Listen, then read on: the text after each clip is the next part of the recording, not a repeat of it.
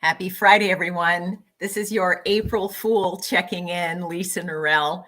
But today we're not going to be fooling around. We're going to get down to business because your career really counts. And I want you to walk away today with some fresh ideas on how you can propel your marketing leadership career and maybe even get promoted faster than you expected. Now, here's some good news. You're here. I'm taking your live questions, and the numbers look great. According to the Labor Department, 431,000 new jobs have been added to the U.S. economy. And I certainly wish for all of our global viewers that you're seeing job growth as well in your part of the world. I want to also say hello, Shashi. Great to see you. Mike is here from the Boston area. Great to see you here, Mike, today. And let's talk about the agenda. Namaste, Latha. Same to you. I am going to be covering a lot of material. And what I'm going to show you today is a culmination of 10 years of my efforts and of advising hundreds of chief marketing officers, mostly from the United States. So I really hope that you put on your seatbelt and you get ready. And also know that if you need to escape and leave early for the weekend, my wonderful producer, Marissa, is going to show you another way you can keep in touch and listen to the replay. You can find the Mindful Marketer podcasts wherever you get your podcasts. So make sure that you are following me there. And if you're feeling so kind, we'd love for you to leave a review. So hello, Dean. Oh, it's great to see you, Dean, from Texas. And Monica, my new friend. Oh my gosh, we have a great group today. So my guess is this is a hot topic. So when I look at this, why did Lisa Nirell put this together today? Because I've had a number of meetings recently with my CEO clients as well as my CMO clients. And before the pandemic, they would say to me, you know, if I lose a good marketing executive, it probably costs my organization $250,000 to $300,000. When I met with my CEO last week, who was formerly the co-founder of a company that he helped grow to $300 million, he said to me, and this was amazing, it was like a lightning speed response. I said, what does it cost you when you lose a customer-facing or a market-facing executive? And he immediately said, at least $1 million. Boy, you talk about adjusting for inflation. That's a big jump. So I'm thinking, you know, this person can't be completely off base. So I don't want your company suffering from surprise resignations. And I don't want you, if you are building a succession plan, to be left out in the cold with an empty position that's costing you $1 million while the seat is empty. And what I've learned is now that we are in a new era, a new economy, there are new qualities of being a marketing leader that make it very different from pre-pandemic times. And so I want to talk about those today. So I'm going to ask all of you here, because we have an amazing group so far joining us. When you hear the term effective marketing leader, what terms or concepts surface for you? So feel free to put something in the chat. I'd be really curious what you think. And then we're going to get into the details. So when you hear that term, a great marketing leader or an effective CMO role, like what's a quality that you think is essential? Let's see what we have here coming in. Oh, we have a couple of comments. But Monica says she's happy to be here. Okay, great. Well, I'm going to wait for some of your comments, but in the meantime, let me tell you what I find are today some of the biggest obstacles for my marketing leaders to get promoted. The first, and I'm going to go pretty quickly through this. So if one of these resonates with you, feel free to put your comments in the chat. The first one is not March Madness, but Martech Madness. So if you scroll through your LinkedIn feed, I can bet you $10 that most people will try to persuade you that the most important skill you need to get ahead in marketing is to be a master of marketing technology and revenue generation. I wish it were that simple. I know a lot of MarTech experts that have very high team turnover because they ignore some key roles I'm going to be showing you in a minute. Oh, Dean, I love that. Committed to inspire, engage, innovate, and achieve. Thank you, Dean. Yeah, wow. That's a very big and tall order. Yes, Shashi, I love that. Mentor, teach, and be customer obsessed. Yes. Hi, Erica from Virginia. Yes. To be forward thinking and adaptive. Yes. Not to be reactive, right? Or fixing yesterday's problems. Very good. Yeah. Those are some, I'm stealing those adjectives. Those are excellent. So yes. So the first one, if you find yourself getting lulled into believing that it's all about MarTech madness, then you're skipping and avoiding some key things, some key areas. And I know that, there are like 8,000 MarTech companies right now, and they're all shaking their fingers at me like, thanks a lot, Lisa. The second obstacle that I am observing now is it's revenue over relationships.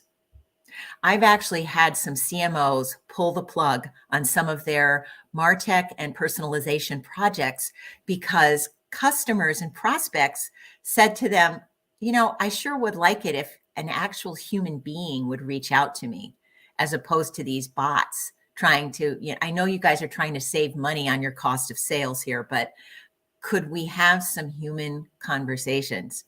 One of my favorite people, Charlene Lee, who is a fellow 100 Coaches member, says it very well. She says, we're in a new era where it's not just about talking at our customers.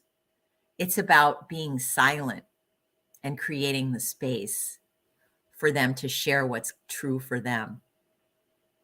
So how many of you are organizing events for your prospects and customers where you just listen and you don't have a slide deck?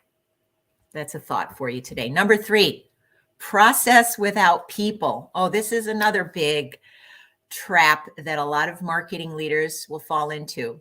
I met with a CMO a few weeks ago, Sherry, and Sherry said to me, I'm new to the role. I am really excited.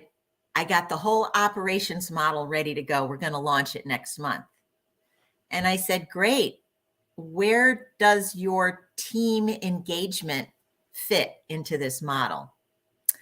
Oh, yeah, that soft skills stuff. We'll get to that. I'm kind of busy right now building the operating model. So this is not an either or proposition. Having the human strategy married with your process models and your operating plan is the match made in heaven that you're looking to achieve. So if you're saying to yourself, we'll get to all of those things to build our high performing team when the budget frees up, or we'll do it once a year at the offsite, I got news for you. That's not enough. That's not enough. Both of them deserve equal attention. Number 4, here's another reality. I've never seen it this bad. Your CEO cannot keep up or keep track of the myriad changes going on in customer experience, marketing, designing new KPIs, dealing with sales, privacy rules on the variety of social media platforms, And of course, how to design a culture of experimentation. If you're expecting your CEO to understand all of those things, guess what? You're setting them up for failure. So again, this is an obstacle to your promotions if you assume that your CEO, to whom you report usually, understands these things. So that's the reason I get calls from CEOs who say, Lisa, I have this high potential marketing executive that is in the group, and I don't know what to do with her, how to keep her engaged. I used to understand marketing, but I don't understand it now. So people need a guide to help them through the morass. And finally, number 5, it really affects you. It prevents you from getting promoted when you don't understand your own tolerance for what I call prudent risk. And what I mean by tolerance for prudent risk is you need to know, how much risk am I willing to take in this new role? And conversely, how much risk is my CEO willing to allow me to take? So really understanding that will help you determine how much autonomy you're going to have in that new role and what range of transformation you can truly impact. Yes, Dean, the less we focus on the relationships, you can kiss the good mood feeling goodbye. I couldn't say it better.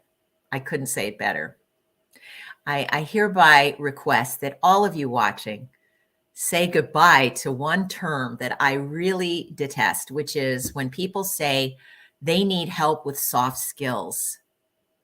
There's no such thing as soft skills. These are human skills. And if the pandemic hasn't taught us that yet, we still need a little more time to learn about it.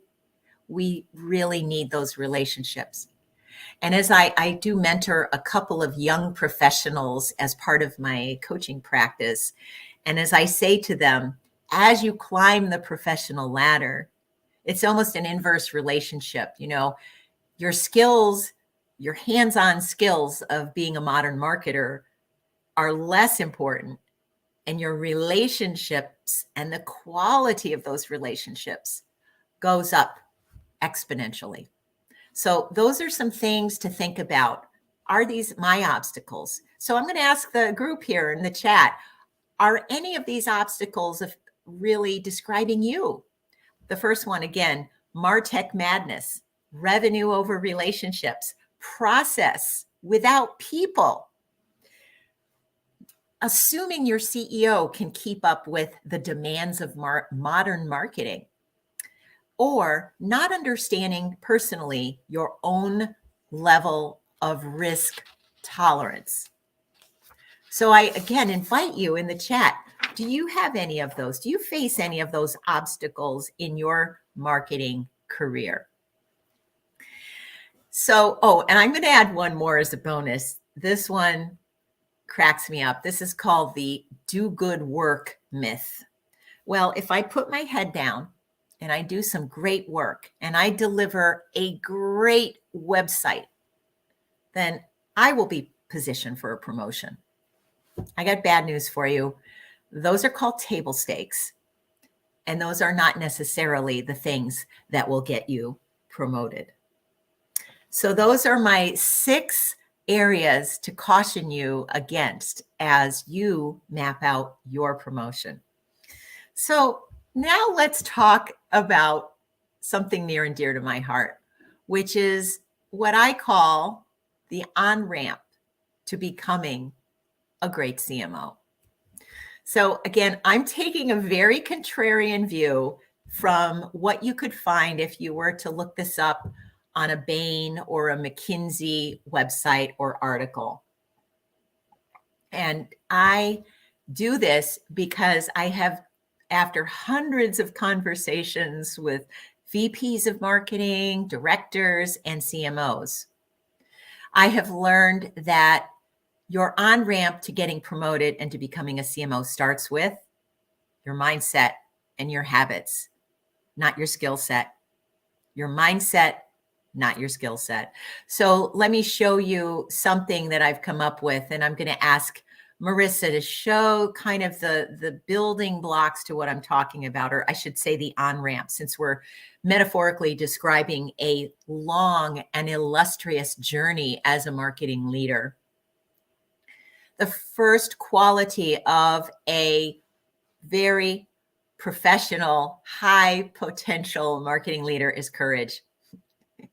I define courage a little differently than most people. I define it as, do you have the courage to say what's true and to get fired? And this is kind of, this oftentimes will stop people in their tracks when I say that. However, I was inspired by one of my clients named Sarah. Sarah, when I started working with her 4 years ago, I said, Sarah, what's going on in your company? And Sarah said, well, I have a very ambitious CEO. I report to the CEO. And right now, my CEO has designed our company such that we have 14 important goals. And I want you to know, I walked into his office and I said, you know, our teams are completely misaligned, they're confused, and our software development team is making a lot of mistakes because we can't keep up with 14 goals. So I worked with him and the teams, and we were able to drop that to 4 critical goals. And that's when they started to see their revenues start to grow on average 25 to 30% a year with a healthy profit, because they got focused, and Sarah was courageous enough to tell it like it is. Curiosity is one of my other qualities I love to see with marketing leaders. And this is a mindset as well. It's wanting to constantly learn. It's taking up new hobbies, letting those hobbies guide you and build metaphors that you can use as you tell the story and the vision of where you're taking your organization. It's also having what I call the growth mindset, which again, I give credit to Carol Dweck, who wrote the book Mindset, The New Psychology of Success.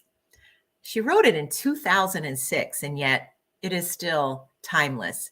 She talks about using when you make a mistake or when you run a series of different experiments in your agile marketing activities, and some of them are going to fail, and most of them will fail. Do you step back and say, oh gosh, what a waste of time? Or do you say, wow, what did we learn from this so we can get better? So it's all about your view on testing, learning, and growing. And third, it's discipline. I looked up the word discipline, and there were words like punishment. So I don't like the idea that discipline means you punish yourself if you don't meet your goals. But what I think discipline really means in this context is having self-control and moral fortitude. Self-control and moral fortitude. And I believe that we all need to have some moral character. And if you're wondering what moral character is not, go watch the new Apple streaming series called We Crashed, which showcases the Newmans, the co-founders of WeWork.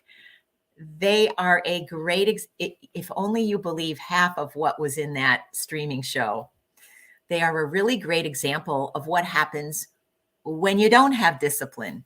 You know, they used to host these bacchanals with company, they used to call them company outings, but essentially they were drug and alcohol-addled parties that would go on for days on end. And we all know about what happened to WeWork. So I'm checking the chat here. Yes, Shashi, I thank you. You said, I love the how to keep your CEO up to speed with your speed. And you also said that it's tough and it takes time to get comfortable enough to do that.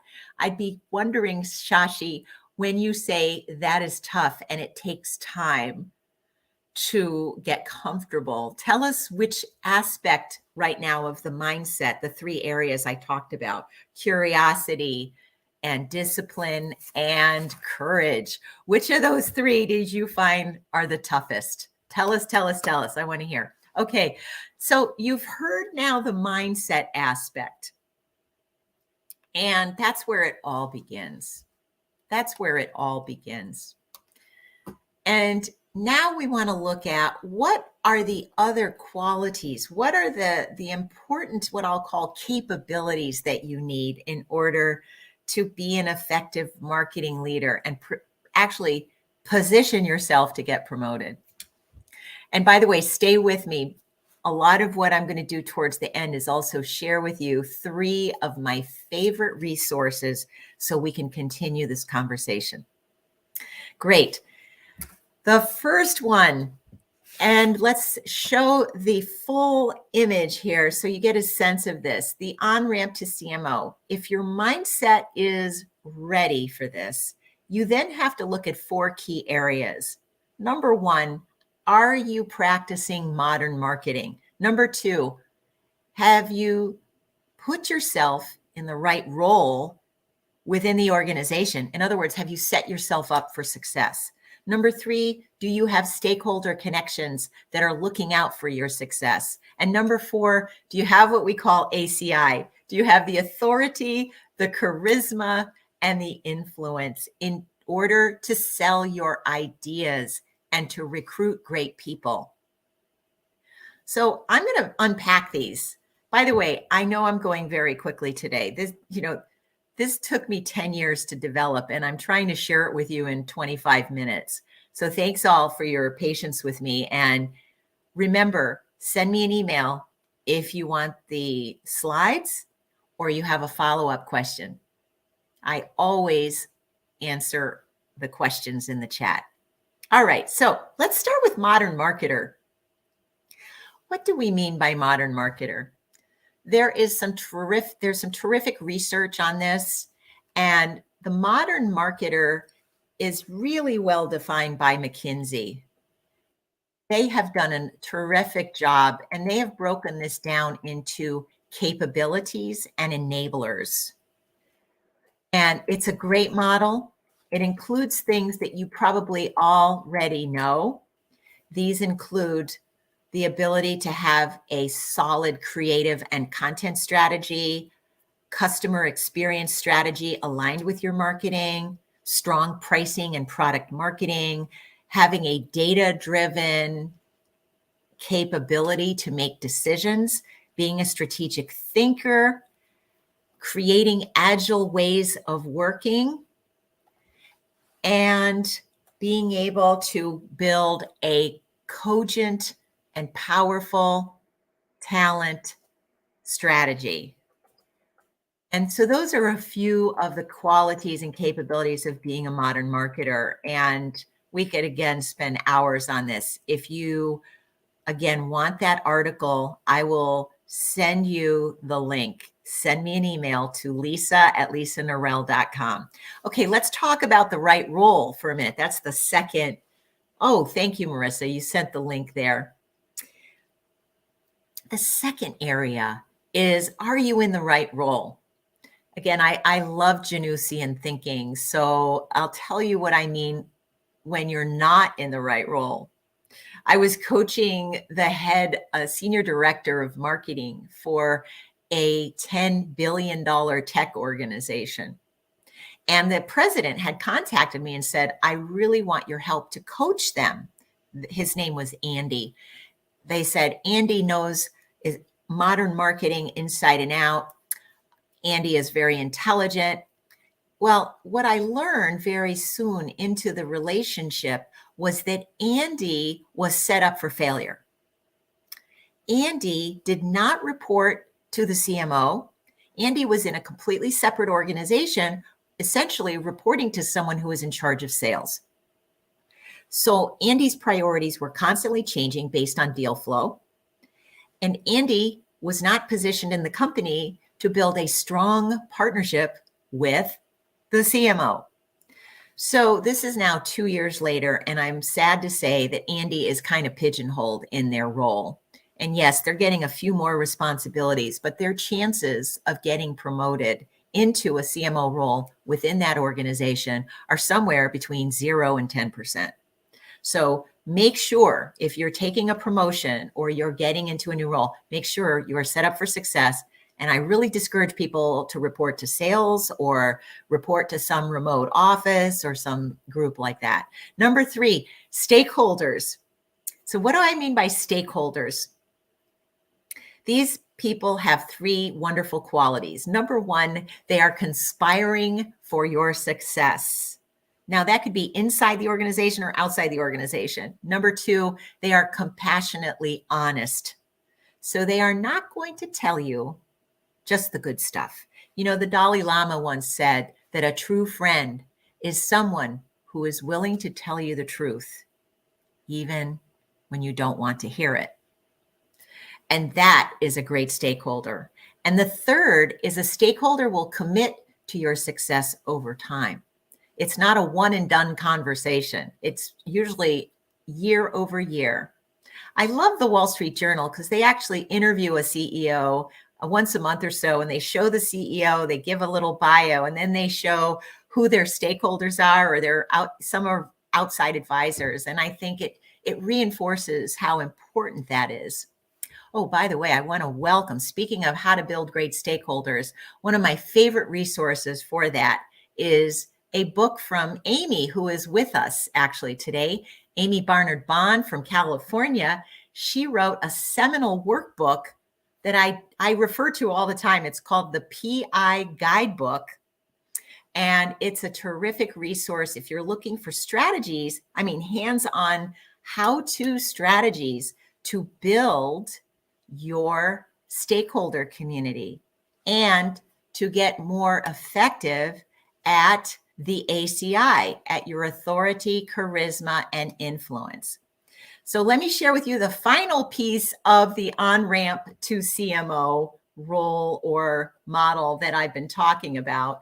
And that is authority, charisma, and influence. I believe that all of us can continuously improve in our ability to win hearts and minds. Takes me back to a conversation I had recently with the CMO of a fast growth tech company who said, we've hired a lot of engineers. We have a lot of young professionals working for us. And when we do our stand-up team meetings, their idea of winning the hearts and minds of our team is to pull out their spreadsheets. And they sit on the Zoom calls and stare at their spreadsheets. Employee engagement is at an all-time low. And worse than that, some of them are getting poached by Amazon. So that is not fun. You've got to look at how am I coming across? I think it was Thoreau who said, who you're being is so loud that I cannot hear what you're saying. It's all around your executive presence and your ability through storytelling to be able to get your point across. Your job to be an effective CMO is to show people the current state and take them to the future state and to be able to succinctly describe that. So thank you, Dean. We have a comment from Dean. You said, great model, Lisa. Thank you so much for sharing. Oh, well, Dean, thank you. I don't know if it was Woody Allen who said it took me 31 years to become an overnight success. It really took me a while to get clear in my mind about how this looked, what it took for marketing professionals to really become CMOs. And I want all of you to know that it's not what you thought it was, and that it all starts with our mindsets. It doesn't start with an org chart. So as I know we're getting close to wrapping up, we have time. I want to hear a couple things in the chat. We're going to run 2 or 3 minutes over. Tell me in the chat, based on the model that you saw the mindset model, the OnRamp is your mindset, the 4 qualities of modern marketing, having the right role, having great stakeholder connections, and having the ACI. Those are the qualities. Now that you've seen that, if you feel so bold, please put in the chat, which of these do you want to work on? What's one area that you think, I could really improve in this area? And I really am curious, based on this wonderful group that we have here today, what you're all thinking. Oh, Carly likes the ACI. Thank you, Carly from Washington, D.C. Yeah, in which area do you feel strongest or weakest? So my friends, this is the model. This is driving my relationships, my coaching, and my advisory work now with my clients. And I am seeing some great results. People are either getting promoted faster or they're leaving sooner for a job that really brings out their strengths and their superpowers. And another big business benefit I'm noticing is that my CMOs who want to promote people within their teams now have some kind of gauge to determine, where do I need to get help developing my people? My CEOs also love this model. So I've been testing it with them and so forth. Dean says, mindset is the acceleration moments that take you to the moment to merge into courage. All right. Well, clearly, Dean, you and I need to co-lead one of these live streams coming up next time, because you're full of amazing aphorisms today. So you have seen the model, and we're going to continue this conversation in the coming months here on LinkedIn Live. As you know, I live stream several times a month, and I really hope that you'll continue to come back. And before you leave, I want to give you 3 resources that I highly encourage you to run and order. The first one is, as I mentioned earlier, the Promotability Index by Amy Barnard Bond. What I love about it is you can literally pick it up. You can pull out one exercise based on the 5 qualities of promotability that she outlines, and you can just work on one at a time at your own pace.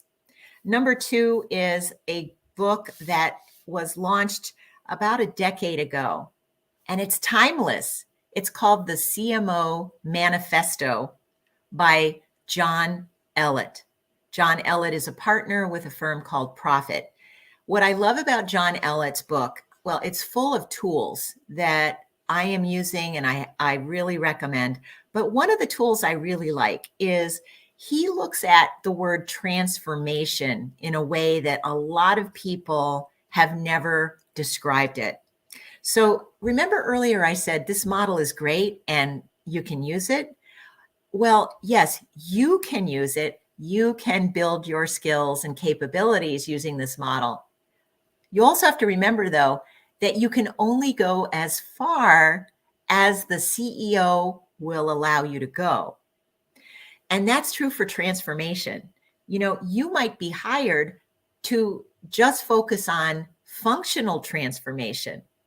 Like, I need to figure out how we're going to capture first party data and do inbound marketing. Okay, that's a functional transformation.